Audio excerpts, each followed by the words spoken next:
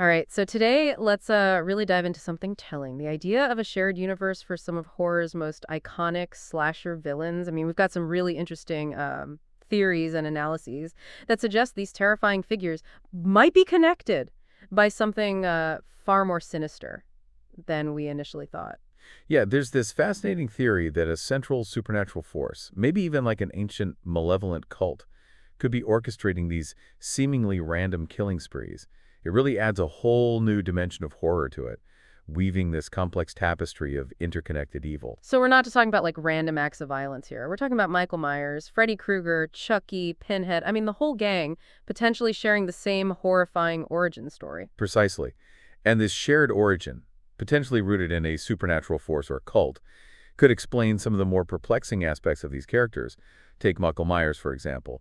He's often portrayed as the embodiment of pure evil. Right, that relentless, unstoppable force. But how would that pure evil function within a shared universe? That's the question, isn't it? Would he be a pawn, manipulated by this larger evil, or could he be a conduit, a vessel through which this ancient force expresses itself? That's a chilling thought, the idea of Michael Myers. Not as an individual agent of evil, but as a symptom of something far more vast and terrifying. Okay, so Michael Myers as a puppet, or maybe even a doorway for this ultimate evil. Now, what about Freddy Krueger? He's all about invading dreams and twisting them into nightmares. How does that fit into this shared universe theory? Freddy's power lies in fear. And you could argue that fear itself is a manifestation of this overarching evil. Imagine Freddy feeding off the collective terror generated by all the other slashes, his power growing exponentially as the body count rises. So the more they kill, the stronger Freddy becomes. It's like a horrifying feedback loop of fear and violence. Exactly. And Freddy's ability to manipulate dreams could allow him to communicate with, or even control other slashers, turning them into extensions of his own twisted will. Imagine Michael Myers, already terrifying, now acting on Freddy's insidious suggestions from the dream world. That's a truly terrifying thought. And then we have Chucky, the killer doll. He's always struck me as more mischievous than purely evil. How does he fit into this dark, supernatural tapestry? Chucky's a fascinating case. His desire to become human again could stem from a rejection of this controlling supernatural force. Maybe he's trying to break free from its grasp, to reclaim his individuality. So Chucky as a rebel, fighting against the very force that might have given him life in the first place. It's an interesting possibility, and his ability to possess others could make him a wild card in this shared universe, able to infiltrate and disrupt the plans of even the most powerful entities. He could be a chaotic force, undermining the established order of this evil hierarchy. Hold on tight because now we're entering some seriously disturbing territory. We're talking about Pinhead and the Cenobites from Hellraiser. These guys exist on a whole other plane of existence, obsessed with pain and pleasure. The Cenobites, particularly Pinhead, introduce a cosmic horror element that's hard to reconcile. With the more grounded earthly evil of the other slashers, they represent a force that transcends human comprehension, operating under a completely alien set of rules. They're like the ultimate judges, right? Delivering a twisted form of punishment. Exactly. But their presence in this shared universe raises some fascinating questions. Would they view the other slashers as rivals, usurpers of their domain, or would they see them as instruments, carrying out a perverse form of divine will? Whoa, that's deep. It's like Pinhead becomes the ultimate arbiter of evil, deciding who's worthy of punishment, who gets to play in his sandbox of pain and pleasure. And imagine the clash of philosophies, the conflict between Pinhead's wicked, ritualistic approach to pain and the chaotic, unpredictable violence of the other slashers. It's a recipe for a truly unsettling and unforgettable horror experience. Okay, so we've got Michael Myers as a potential puppet, Freddy Krueger as a fear-fueled dream manipulator, Chucky as a rebellious wildcard, and Pinhead as the cosmic judge of evil. Who's next on our slasher lineup? Let's move on to a creature that embodies a more primal, ancient form of horror, the Creeper from Jeepers Creepers. Ah, the Creeper. That thing creeps me out. Every 23 years he wakes up and feasts on human body parts for months. He's like this relentless, unstoppable force of nature. Where does he fit into this interconnected web of evil? The Creeper's cyclical nature and his insatiable hunger suggest a connection to the very origins of this shared evil. He could be a manifestation of an ancient primal fear, a creature that predates even the supernatural force. That influences the other slashers. So he's like the OG, the original monster lurking in the shadows. Exactly. And his connection to ancient evil could make him a significant player in this shared universe. Imagine him as a harbinger, a herald of the coming darkness, paving the way for the rise of the other slashers. All right, before we go any further, we need to talk about Ghostface, the masked killer from Scream. He's always struck me as the most human of the bunch, driven by more relatable motives like revenge or jealousy. How does Ghostface fit into a world of supernatural forces and ancient evils? Ghostface's human aspect is precisely what makes him so intriguing within this shared universe.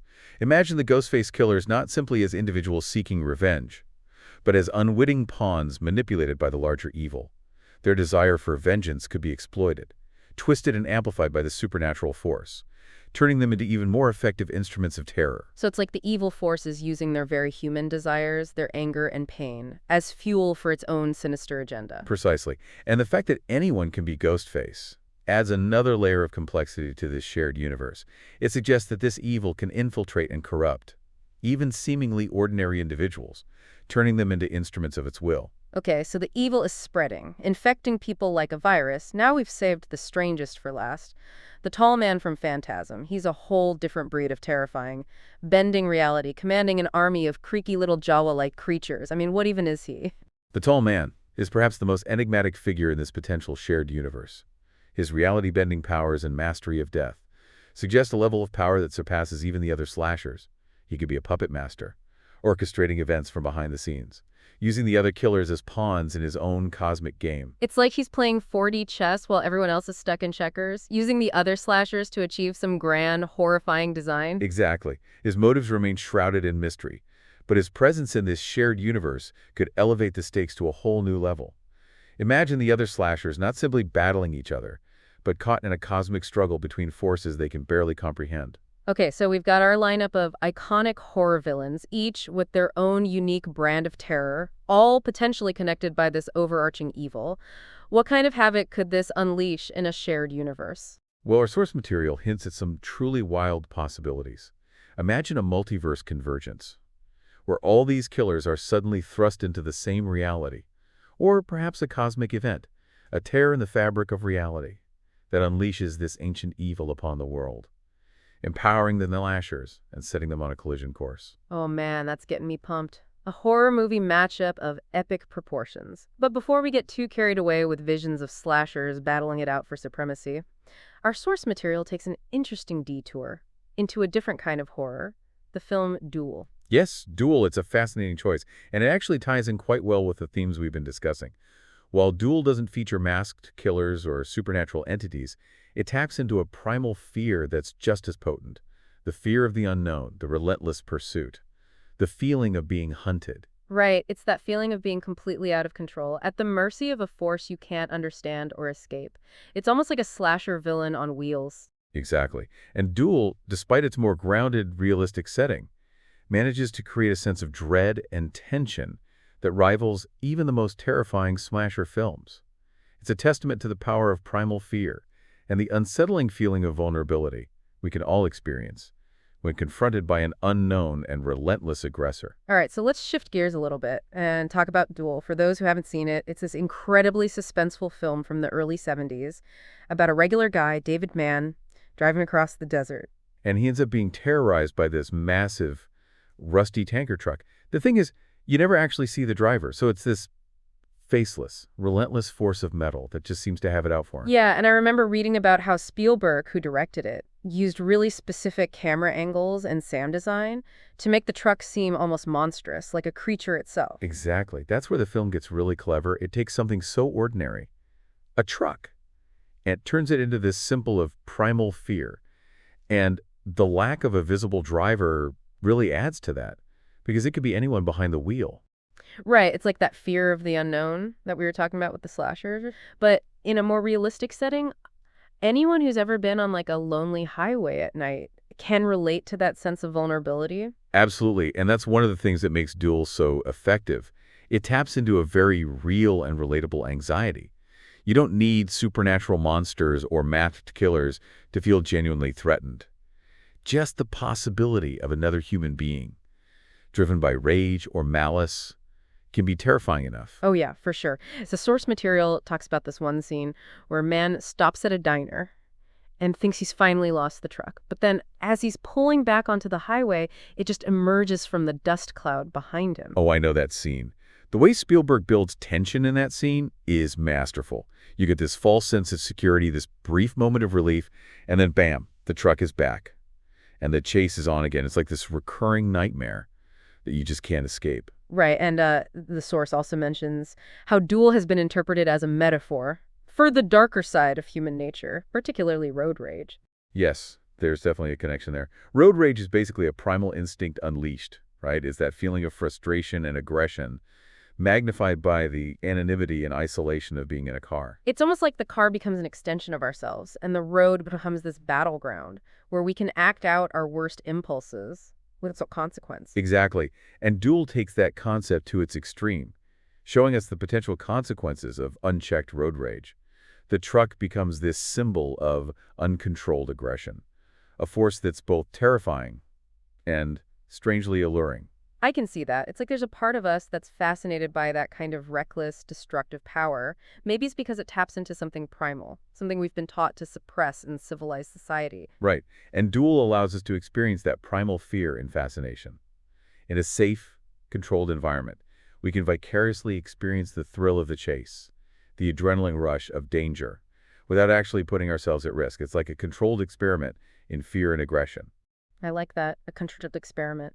So even though Do is a completely different kind of horror film than, say, Halloween or Nightmare on Elm Street, it explores some of the same psychological and thematic territory. Absolutely. So it's all about tapping into our primal fears, our anxieties about the unknown, the uncontrollable, whether it's a masked killer stalking us in the dark or a faceless truck driver hunting us down on a deserted highway. The feeling of being hunted, of being pursued by this relentless force, is something that resonates deeply with us on a primal level. Yeah, no doubt. And this brings up a really interesting question that the source material touched on. Could the truck driver in Duel be influenced by the same supernatural force that we're theorizing is behind the slasher villains? That's a fascinating idea. I mean, the truck's persistence, its almost supernatural ability to always find man, does suggest something more than just a case of extreme road rage.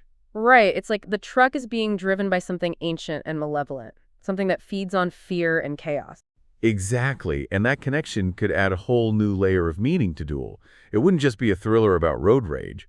It would be a story about humanity's struggle against a primal, uncontrollable force of evil. So we're potentially seeing this evil force manifest itself in different ways through different characters across different genres of horror. It's like it's weaving its way through our collective unconscious, finding new and terrifying ways to express itself. And that, I think, is one of the things that makes horror so compelling. It's not just about jump scares or gore. It's about exploring the darkest recesses of the human psyche, confronting the fears and anxieties that we often try to repress. Duel is a great example of that. It takes a seemingly ordinary situation, a road trip, and turns it into this nightmare scenario. And that's something we can all relate to, right? We've all had moments where we've felt vulnerable, powerless, at the mercy of forces beyond our control. Exactly. And that's where the true power of horror lies, and its ability to tap into those universal fears, to remind us of our own fragility, and to make us question the very nature of reality itself.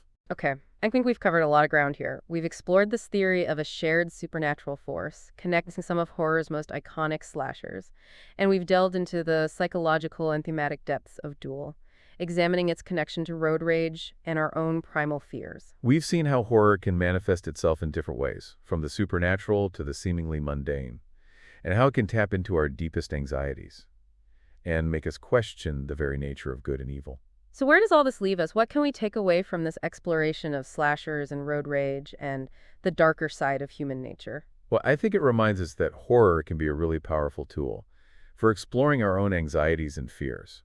It allows us to confront those things that we often try to repress, to examine those darker aspects of ourselves and the world around us in a safe, controlled environment. Right. It's like holding up a mirror to our collective fears, isn't it? Whether it's the fear of death or the fear of the unknown, or even the fear of our own capacity for violence. Horror allows us to examine those fears, to understand them, and maybe even transcend them. Absolutely. And I think it's also a reminder that the line between good and evil, between sanity and madness, is often a lot thinner than we'd like to believe. You know, the slashers, the truck driver in Duel, they all represent a kind of transgression, a crossing of that line into a realm where the rules of civilized society no longer apply. And that's what makes them so fascinating, right? They embody our darkest impulses, the things we try to keep hidden away. Precisely. They force us to confront the possibility that the monster isn't always lurking in the shadows. Sometimes it's staring back at us from the mirror, and that can be a very unsettling realization. It really can. So we've got these horror icons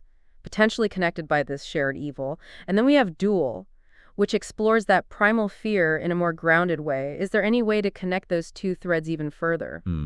Well, one thing that strikes me is the role of isolation in both. You know, the slashers often prey on isolated victims. And Duel takes place on these deserted highways, where man is completely cut off from help. It's like isolation creates a breeding ground for fear, a space where evil can thrive. That's a good point. It's like isolation strips away the veneer of civilization, exposing our primal instincts, making us more vulnerable to our fears. Right. And it makes me wonder, if this shared evil we've been discussing does exist, could it be manipulating those feelings of isolation? Using them to amplify our fear and weaken our defenses? So it's not just about the slashers or the truck driver, it's about the environment itself, the circumstances that make us more susceptible to terror. Yeah, I think that's a key insight. It's not just about the monsters. It's about the context in which they emerge. All right, so we've explored the dark side of horror, the primal fears that it taps into, and the possibility of a shared evil connecting these iconic villains. This deep dive has been both thrilling and unsettling. The best kind of deep dive, wouldn't you say? One that leaves you with more questions than answers, and a lingering sense of unease. That stays with you long after the episode is over. Absolutely. And to our listeners, thanks for joining us on this journey into the heart of horror. We hope you've enjoyed the ride. And remember, keep those lights on, stay aware of your surrounding, and maybe think twice before venturing down that lonely highway at night. You never know what might be lurking in the shadows. Or behind the wheel of that rescue tanker truck.